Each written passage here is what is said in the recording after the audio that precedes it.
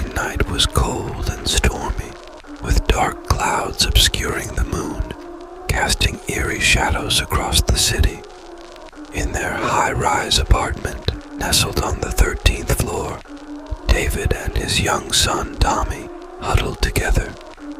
With a flickering jack-o'-lantern on the windowsill and the sound of rain tapping against the glass, it was the perfect setting for a spooky story. "Tell me a Halloween story, Dad," Tommy pleaded, his wide eyes shining with anticipation.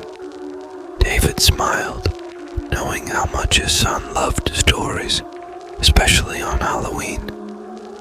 "All right, Tommy, I'll tell you a story, but it might be a bit scary."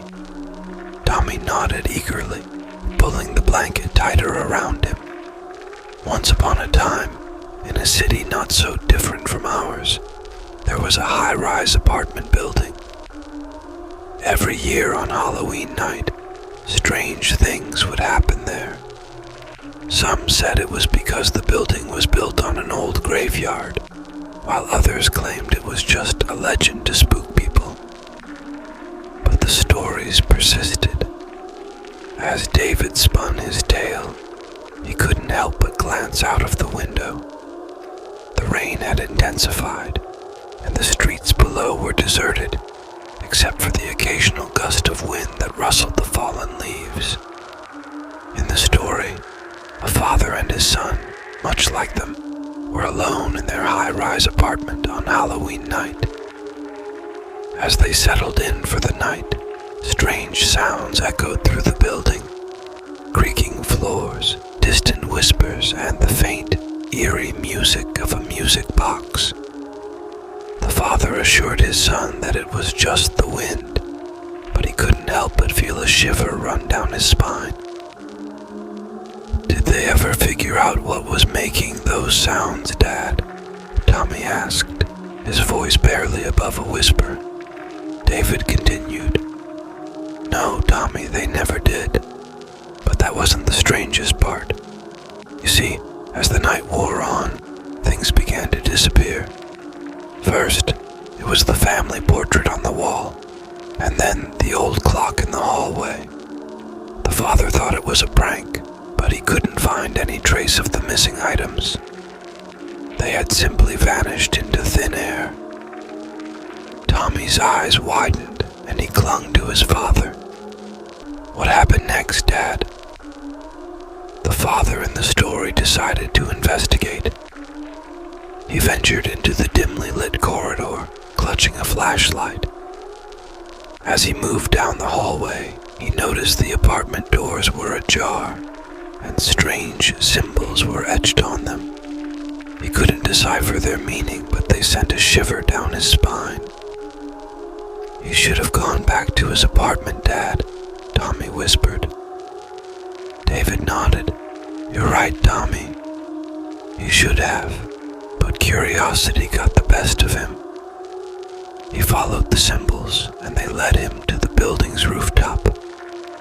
There, under the pale moonlight, he saw a group of ghostly figures wearing old-fashioned clothing.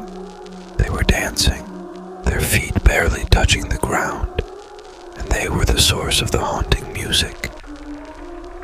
Tommy's grip on the blanket tightened as David's story unfolded. What did the father do? He tried to slip away quietly, but one of the ghostly figures turned its head and stared directly at him. Its eyes were empty, yet they bore into his soul. With a haunting smile, it beckoned him to join their dance. David paused for a moment, the howling wind outside mirroring the eerie scene in the story. And that, Tommy, is where the story ends. No one knows what happened to the father and his son after that.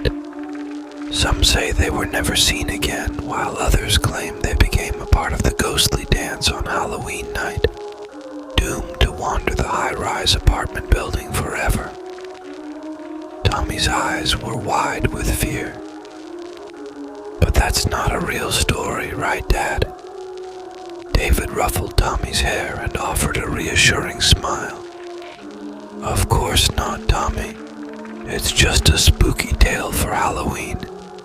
Now, how about we have some hot chocolate and forget about those ghostly dancers? As they headed to the kitchen, David couldn't help but feel a chill run down his spine. The apartment building seemed eerily quiet, and he couldn't shake the feeling that something was amiss. But he brushed it aside, determined to keep his son safe on this Halloween night. As David and Tommy sipped their hot chocolate, their laughter filled the room, dispelling the unease from the story. But slowly, almost imperceptibly, the apartment began to witness some strange changes. The jack-o'-lantern's flickering candle grew brighter, casting eerie shadows that danced on the walls. David's heart quickened, and he glanced at the window. The rain outside had stopped, and the city below was engulfed in an unnatural stillness.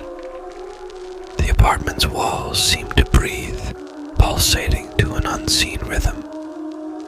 "Did you hear that, Dad?" Tommy's voice quivered. David strained his ears, listening intently.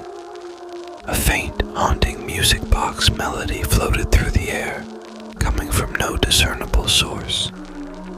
The apartment's lights dimmed, and the world outside seemed to fade away.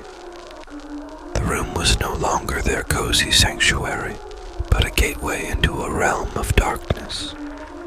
Their hands trembled as they set their mugs down, and David, with a growing sense of dread, said, "Stay close, Tommy. We should go back to our room." But as they turned to leave the kitchen, the apartment door slowly creaked open on its own. In the dim light of the hallway, strange symbols were etched onto its surface. David's heart raced as he recognized them from his own story. It was as if the tale had materialized, and the apartment had become the very setting he described.